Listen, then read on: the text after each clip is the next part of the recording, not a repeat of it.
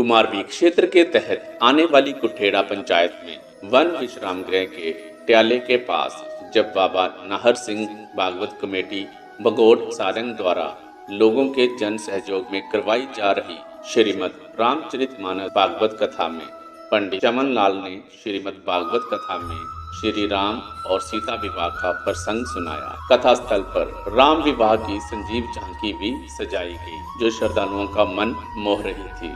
श्रद्धालुओं ने भगवान राम और सीता जी की झांकी का पांव पखार कर पूजन किया। कथावाचक पंडित चमन लाल ने कहा कि धर्म की रक्षा के लिए भगवान इस धरती पे सदैव जन्म लेते हैं। पंडित चमन लाल ने बताया कि जब भगवान राम ने जनकपुरी की प्रतिज्ञा अनुसार भगवान शिव के धनुष को तोड़ दिया, तब सीता ने राम के गले में वरमाला डाल दी। राजा जनक ने अयोध्यापुरी राजा दशरथ को बारात लेकर आने का निमंत्रण दिया। तब राजा दशरथ बारात लेकर जनकपुरी आए। यहाँ पर राम, लक्ष्मण, भरत और शत्रुघ्न चारों पुत्रों का विवाह संपन्न कराया जाता है। कथा में भगवान राम और सीता जी की सुंदर झांकी सजाई गई। यहाँ पर कथा आयोजनकर्ता एवं ग्रामवासियों द्वारा भगवान राम जानकी के पैर पखारे और मंगल गीत गाए। भजनों की धुन पर उपस्थित श्रद्धालुओं ने जमकर बधाई नृत्य किया। कथा सुनने के लिए स्थानीय रहवासियों सहित बड़ी संख्या में आसपास के गांव के लोग पहुंच रहे हैं। राम कथा, परम पावनी दिव्य राम कथा को हम श्रवण कर रहे हैं, जो ज्ञानदायिनी है, जीने की हमें कला सिखाती है।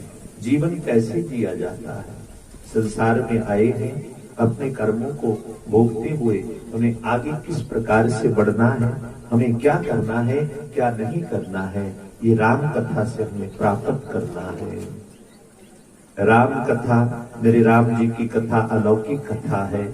पिता कैसा हो, पुत्र कैसा हो, भाई हो वो कैसा हो, पति कैसा हो, राजा कैसा हो, ये सारे के सारे सूत्र यदि कहीं सीखने को मिलते हैं तो राम कथा से प्राप्ति होती है।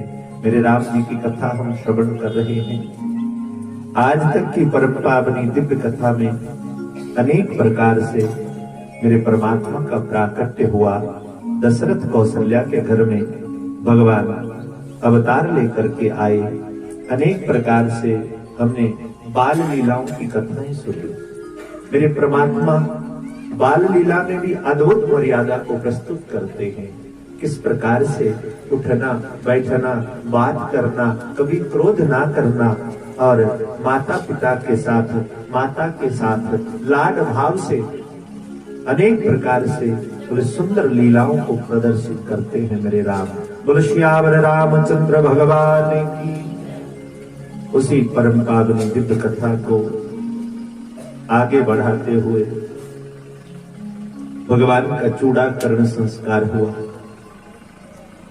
विद्याध्ययन करने के लिए विद्यालय में गुरुजनों की संगत में गए वशिष्ठ जी महाराज जी के पास भगवान जाकर के शिक्षा प्राप्ति करते हैं। अब गुरुदेव के पास अध्ययन करने के बाद जब आए, आकर के तुरंत तीर्थ यात्रा के ऊपर भगवान जाते हैं। तीर्थ यात्रा के ऊपर गए, आकर के राजा दशरथ को कुछ अलग जैसा अनुभव हो रहा था। मेरे राम एकांत में बैठे रहते, ध्यान लगाते, किसी से ज्यादा नहीं बोलते। संसार को ये भी शिक्षा मेरे भगवान ने दी है, हमें आवश्यकता से अधिक नहीं बोलना चाहिए। अनापृष्टो बहु भाषते एतत् मूर्ख लक्षणम। हम आवश्यकता से अधिक बोलते हैं, हम मूर्ख पाए जाएंगे, ये मूर्खों का लक्षण है। विश्वामित्र जी महाराज के पास से हम संसार में आ रहे थे तो प्रिय बंधुजनों, गर्भ के समय दो हाथ जोड़ करके गर्भ में हमने भगवान से प्रार्थना करी थी, हे प्रभु, हे ईश्वर, एक बार इस गर्भ से बाहर निकाल दो। संसार में जाकर के इतना पुण्य करेंगे, इतना सत्कर्म करेंगे कि पुनः हमें गर्भ में ना आना पड़े। प्रिय बंधुजनों, जिस प्रकार से जब हम गर्भ से बाहर आए, संसार में आए, संसार में आकर के संसार की माया हमें लेप हो जाती है, लिप्त हो जाती है। संलिप्त होने के बाद अब माया के बंधन में बंध करके जीव अनेक प्रकार के विडंबनाओं में आकर के बंध जाता है। ये भूल जाता है कि मैं कहां से आया था और मैं किस कार्य के लिए आया था, मेरा कार्य क्या था, और अपने कार्य को भूल करके माया के बंधन में बंध करके जीव संसार में जीवन पर्यंत भटकता रहता है और पुनः बोले जाकर के उसी परिस्थिति में जाकर के बंध जाता है। जब तक पुण्य थे, पुण्य का प्रभाव हमें स्वर्ग की प्राप्ति हुई, और जब हमारे पुण्य क्षीण हो गए, क्षीणे पुण्य पुनः धरती के ऊपर आना पड़ा। बोले सियावर रामचंद्र भगवान की।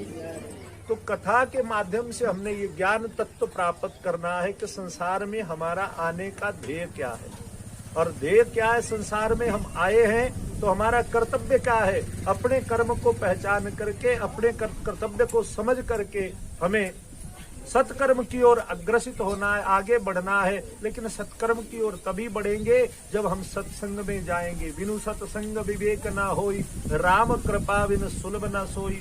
ये सत्य है कि जब तक सत्संग का हमें प्रभाव नहीं होगा, हम गुरुजनों की संगत में नहीं जाएंगे, अच्छे लोगों की संगत में नहीं जाएंगे, तब तक ज्ञान तत्व की प्राप्ति नहीं हो सकती है।